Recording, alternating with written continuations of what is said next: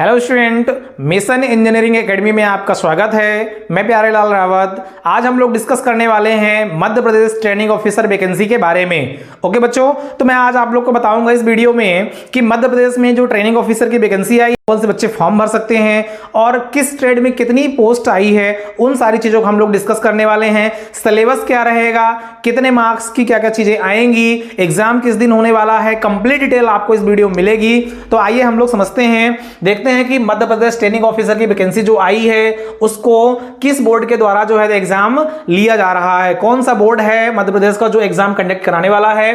तो MP training officer की जो वैकेंसी आई है उसमें जो पहले MP PEB Madhya Pradesh professional examination board जो पहले कंडक्ट करा रहा था, अब उसका नाम बदल करके एमपी एसएसबी कर दिया गया है, Madhya Pradesh staff selection board. अब जो है हमारी वैकेंसी जो आई है मध्य प्रदेश ट्रेनिंग ऑफिसर की, उसको कंडक्ट कौन कराने जा रहा है? MP Madhya Pradesh staff selection board conduct कराने जा रहा है। और जो वैकेंसी आई है बच्चों टोटल वो 305 पोस्ट आई हुई है। इस 305 पोस्ट में हम लोग देखेंगे कि अपना ब्रांच वाइज है ना, ट्रेड वाइज कितनी कितनी पोस्ट आई हुई है और कौन कौन एलिजिबल है। तो सबसे पहले मैं बात करूं कि टोटल वैकेंसी 305 है। अब इसमें हम लोग बात करेंगे कि इसका सबसे पहले देख लेते हैं कि सिलेबस क्या रहेगा। ओके बच्चों, तो हम लोग सबसे पहले बात करेंगे सिलेबस के बारे में। तो हम लोग देखेंगे कि सिलेबस जो है एमपी ट्रेनिंग ऑफिसर का वो 2 पार्ट में आएगा। ओके बच्चों, तो 2 पार्ट में कौन कौन से पार्ट रहेंगे? तो सबसे पहले मैं आप लोग को बता दूं कि पहला पार्ट जो रहेगा वो रहेगा नॉन टेक्निकल का। ओके बच्चों, तो आप लोग को जो है तो इस प्रकार से तैयारी करनी है, ये नॉन टेक्निकल का रहेगा। और दूसरा जो पार्ट रहेगा वो टेक्निकल का रहेगा। टेक्निकल का मतलब है बच्चों कि आप लोग का जो ट्रेड ब्रांच रहेगी उससे संबंधित जो है तो बाकी क्वेश्चन पूछे जाएंगे। अब मैं बता दूं आप लोग को कि जो नॉन टेक्निकल रहेगा वो टोटल 25 मार्क्स का रहेगा। ओके, ये 25 मार्क्स का रहेगा। और जो हमारा टेक्निकल है वो 75 मार्क्स का रहेगा। ओके बच्चों, तो आप लोग को जो प्रिपरेशन करना है मध्य प्रदेश ट्रेनिंग ऑफिसर की, तो उसमें आप लोग को ये चीज क्लियर करना है कि नॉन टेक्निकल भी हमें पढ़ना है और टेक्निकल भी हमें पढ़ना है। ओके बच्चों, अब मैं बता दूं नॉन टेक्निकल में क्या क्या चीजें आने वाली है। तो सबसे पहले हम लोग बात करेंगे कि जीके है ना और जीएस।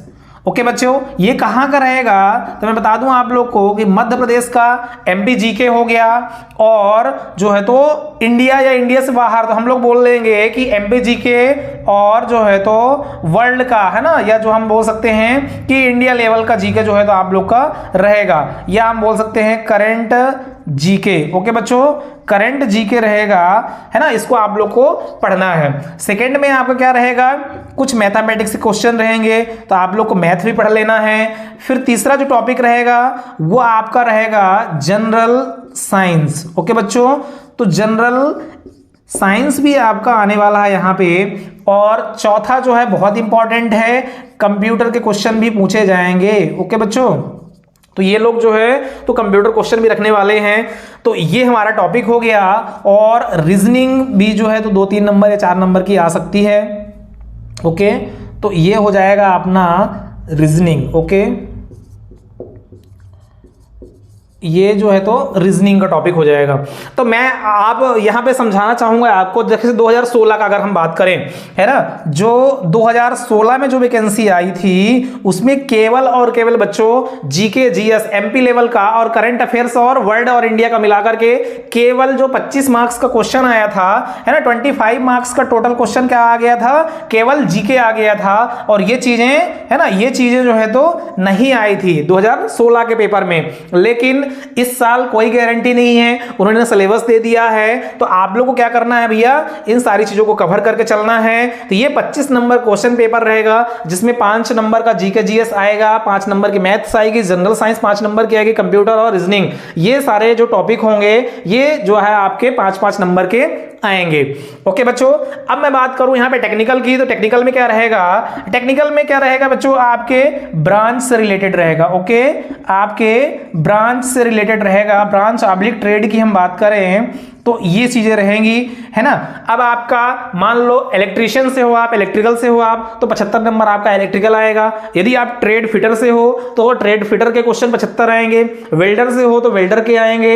आप कोपा से हो, कंप्यूटर से हो, तो आपके 75 क्वेश्चन जो है तो कंप्यूटर से आएंगे। ओके, तो ये जो 75 है ये पर्टिकुलर कहां से आने वाला है बच्चों, आपके ट्रेड ब्रांच से, मतलब आपकी जो ट्रेड थ्योरी होती है उससे 75 क्वेश्चन आने वाले हैं। ये आपकी ब्रांच इलेक्ट्रिकल है, मैकेनिकल, सिविल है ना, तो उसमें से 75 क्वेश्चन आपके आने वाले हैं। और 25 नंबर जो है आपका नॉन टेक्निकल आने वाला है, जिसमें GK, GS, math, general science, computer और रीजनिंग आने वाली है। ओके बच्चों, तो ये हमारा डिस्कशन हो गया सिलेबस का।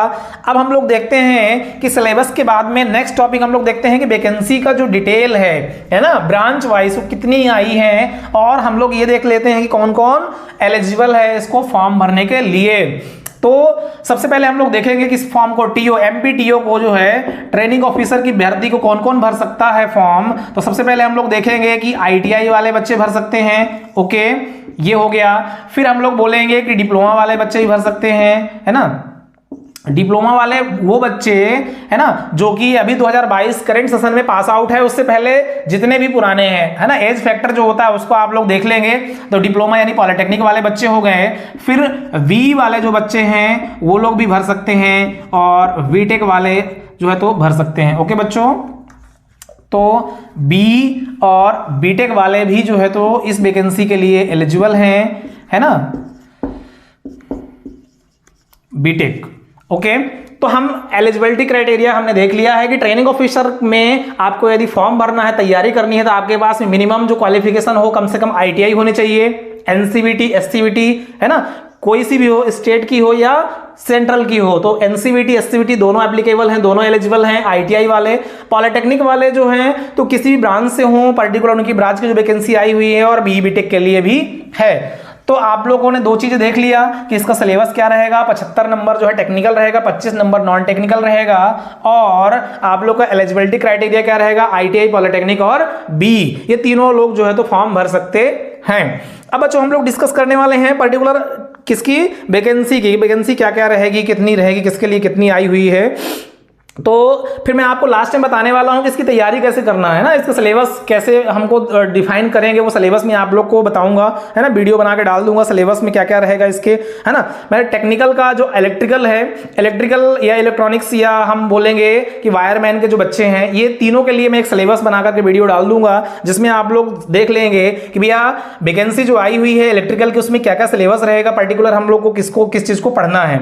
ओके बच्चों, तो मैं अब बताने वाला हूं आप लोग को वैकेंसी के बारे में। तो यहां पे हम लोग जो है तो पीईबी के वेबसाइट में, जो कि अभी नाम चेंज नहीं हुआ है, प्रोफेशनल एग्जामिनेशन बोर्ड ही है, उसकी जो है तो वेबसाइट पे हम आ गए हैं। रूल बुक में जाएंगे, और रूल बुक में जाने के बाद हम लोग देखेंगे department of technical education, skill development and employment, ITI training officer. इसमें जब हम लोग क्लिक करते हैं तो डायरेक्ट उसकी वेबसाइट पे जाते हैं, और उसकी जो है तो पीडीएफ खुलेगी, है ना, उस पीडीएफ को हम लोग डाउनलोड कर लेते हैं, और आप लोग को हम बताते हैं कि कितनी वैकेंसी किस पोस्ट के लिए आई हुई है। ओके बच्चों, तो सबसे पहले मैं डिस्कस करूंगा इलेक्ट्रिकल ब्रांच या इलेक्ट्रीशियन ब्रांच के बारे में। ओके बच्चों, तो इलेक्ट्रिकल जो है वो और इलेक्ट्रीशियन वाले बच्चों के लिए जो है तो कितनी वैकेंसी आई हुई है, इस चीज़ को हम लोग को कैटेगरी वाइज देखेंगे। ओके, तो सबसे पहले मैं स्क्रॉल करूंगा, ऊपर जाऊंगा, और मैं आप लोग को बता दूं कि टोटल वैकेंसी कितनी आई हैं, किसके लिए। तो सारी चीज़ें हम लोग डिस्कस कर लेते हैं। टोटल जो वैकेंसी आई हो 305 पोस्ट आई हैं बच्चों, ये तो आप लोगों ने देख लिया है ना। अब हम जो है तो आगे बताने वाले हैं आप लोगों को कि ट्रेड वाइज कितनी कितनी वैकेंसी हैं, ये भी चीज़ें हम आपको बता दें।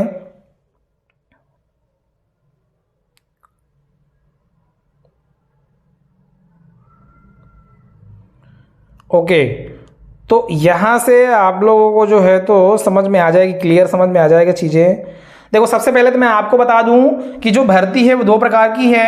एक तो क्या है, सीधी भर्ती है ना, सीधी भर्ती है। और सीधी भर्ती में क्या है बच्चों, आप लोगों को मैं बता दूं कि सीधी भर्ती में जो है ना क्या है कि टोटल 244 पोस्ट हैं, ठीक है। वो भी जनरल, एसटी, एससी, ओबीसी के अलग अलग पोस्ट हैं, और 20% जो है वो संविदा में निकाला गया है। ओके, 20% जो वैकेंसी है वो संविदा में निकाली गई है, जिसकी जो पोस्ट है वो टोटल 61 है। तो ये लोग हम लोग को समझना है इस चीज को कि सीधी भर्ती का मतलब होता है वो सारे बच्चे जो रेगुलर ऑलरेडी है ना वैकेंसी की तैयारी कर रहे हैं उसके एप्लीकेबल होंगे। और संविदा में क्या होगा कि जो इस भर्ती का जो रूल्स होंगे है ना, पेमेंट रूल्स जो होंगी वो थोड़ा सा डिफरेंस रहती है। संविदा के लिए 61 वैकेंसी है और सीधी भर्ती 244 है। अब मैं आपको बता दूं कि ब्रांच वाइज क्या होगा। सबसे पहले हम बात करते हैं इलेक्ट्रीशियन की, है ना। तो जो इलेक्ट्रीशियन की जो सीधी भर्ती है वो टोटल कितनी है बच्चों, 48 है ना। इलेक्ट्रीशियन की टोटल जो वैकेंसी है, मैं यहाँ पे बोल दूं कि लिख दूं टोटल वैकेंसी, तो टोटल जो है 48 है ना। जिसमें से अगर हम बात करें यदि एसटी, एससी, ओबीसी जनरल की, है ना, तो कितनी रहेंगी। तो बच्चों आप लोग का जो है ना जनरल, सबसे पहले मैं जनरल की बात करूं तो जनरल वालों की जो पोस्ट हैं वो 14 हैं। ओके, फिर ईडब्ल्यूएस की जो पोस्ट हैं वो 4 हैं। ओके, फिर जो है तो आपका अनुसूचित जनजाति एससी के लिए जो पोस्ट है, एसटी और ओबीसी, ये सारी चीजें हम लोग डिस्कस कर लेते हैं। तो एससी का जो है वो जो है तो 8 टोटल है, एसटी की 9 है और ओबीसी की 13 है। तो बेटा कुल मिला के आप लोग को देखने को मिल जाएगा 48 टोटल पोस्ट हैं, है ना। जनरल की 14, ईडब्ल्यूएस की 4, एससी की 8 और एसटी की 9, ओबीसी की 13। तो ये हमारी टोटल पोस्ट हो गई इलेक्ट्रीशियन ट्रेड के लिए। अब हम लोग फटाफट बात कर लेते हैं किसके लिए बच्चों। तो हम लोग सबसे पहले बात करेंगे है ना इलेक्ट्रॉनिक्स मैकेनिक्स के लिए। तो इलेक्ट्रॉनिक्स मैकेनिक्स मैं लिखता नहीं हूं, डायरेक्ट बता देता हूं आप लोग को कि इलेक्ट्रॉनिक्स मैकेनिक्स की जो पोस्ट टोटल पोस्ट हैं वो 20 हैं, कुल पद 20 पद हैं। फिर आपका जो है तो डीजल मैकेनिक्स में 40 पोस्ट हैं। फिर आपका जो है तो refrigeration and air conditioning mechanical में जो है तो 11 पोस्ट हैं। ड्रॉप्समैन में 7 पोस्ट हैं। ड्रॉप्समैन सिविल में 19 पोस्ट हैं। इलेक्ट्रीशियन मैंने बता दिया 48 पोस्ट हैं। फिर computer operator and programming COPA जिसमें जो है तो 48 इसमें भी हैं। प्रशिक्षण अधिकारी फिटर में 24 पोस्ट हैं। फिर गणित और ईडी के लिए 24 पोस्ट हैं, है ना। और हिंदी जो स्टोनो होते हैं, है ना, स्टोनो टाइपिस्ट वगैरह होते हैं, उनकी मात्र 3 पोस्ट है। तो इस प्रकार से हम लोग वैकेंसी को समझेंगे कि टोटल 305 पोस्ट है। 305 पोस्ट में से जो है अलग अलग ट्रेड के लिए अलग अलग पोस्ट जो है निर्धारित की गई है, जिसमें इलेक्ट्रिकल ब्रांच जो है, इलेक्ट्रीशियन ब्रांच वाले जो आईटीआई वाले बच्चे हैं उनकी जो टोटल वैकेंसी है वो 48 है। ओके बच्चों, तो ये हमारी रही वैकेंसी की कुछ जानकारी। अब हम लोग इसमें डिस्कस करते हैं कि हमें पढ़ना कैसे है, तैयारी इसकी कैसी करनी है ना। 2016 के सिलेबस के हिसाब से क्या क्या चीज़ रहेगी तो हमने देख लिया है ना। इसकी मैं एक्चुअली में पेमेंट आपको बता दूं क्या रहने वाली है। तो पेमेंट आप लोग की जो रहने वाली है बच्चों वो सभी की कॉमन है। जो पेमेंट आएगी है ना, जो सैलरी आएगी आप लोग की, जो सैलरी है वो कितनी है 32,800 से लेकर के, है ना, आप लोग का 1,03,000 है ना 600 रुपए तक जाएगी। ये वैकेंसी जो है तो इस लेवल की है ना। ग्रुप 3 के आसपास की वैकेंसी होती है। ये आप लोग का पेमेंट डिटेल है ना। इसमें यह वैकेंसी एक्चुअली में केवल मध्य प्रदेश के निवासियों के लिए है। इसमें अदर स्टेट वाले बच्चे फॉर्म नहीं भर सकते हैं। इसमें केवल मध्य प्रदेश के बच्चे ही पार्टिसिपेट करेंगे। तो आप लोग क्या करना, पीवी की वेबसाइट में जाना और उस वेबसाइट में पर्टिकुलर में जाकर के आप जो है तो रूल बुक डाउनलोड कर लेना। तो उसमें सारी चीजें आप लोग को ये चीजें मिल जाएगी। उसकी योग्यता क्या है मैंने आपको बता दिया। Minimum ITI, maximum B BTech MTech सभी लोग फॉर्म भर सकते हैं, कोई इशू नहीं है इसमें, है ना। तो ये सारी चीजें हम लोगों ने देख लिया है। अब हम लोग बात करने वाले हैं कि एमपी ट्रेनिंग ऑफिसर आईटीआई को हमको क्रैक करना है तो क्या जो है तुम्हारी स्ट्रेटजी होनी चाहिए, किस प्रकार से हम लोग प्लान करें कि हम लोग जो है इस वैकेंसी को क्रैक कर जाएं। तो सबसे पहले आप लोग को क्या समझना है भैया कि इसमें हमको पढ़ना क्या क्या है ना। तो वो हमने बता दिया, छोटा सा एक सिलेबस। अब मैं उसके डिटेल में जाता हूं। सबसे पहले आप लोग को बता दूं कि जो नॉन टेक्निकल है ना, नॉन टेक्निकल है वो क्वालिफाइंग नेचर है, या आप बोल सकते हो कि इसमें कम मार्क्स भी आते हैं तो चलेगा। क्योंकि आप जो है ना यदि 25 में से, है ना, यदि आप क्या करते हो कि 25 में से अगर आप जो है तो 15 नंबर भी ला लेते हो 25 में से तो चलेगा, कोई इशू नहीं है ना, क्योंकि आप जो है एटलीस्ट कहां पे पहुंच रहे हो, 15 नंबर पे पहुंच रहे हो, लेकिन टेक्निकल जो है वही बहुत ज्यादा इंपॉर्टेंट है, क्योंकि सिलेक्शन कौन दिलाएगा, सिलेक्शन आप लोग को टेक्निकल दिलाने वाला है। तो 75 जो मार्क्स का क्वेश्चन आएगा उसमें कम से कम आपको मिनिमम 60-65 के आसपास में नंबर लेके आना है।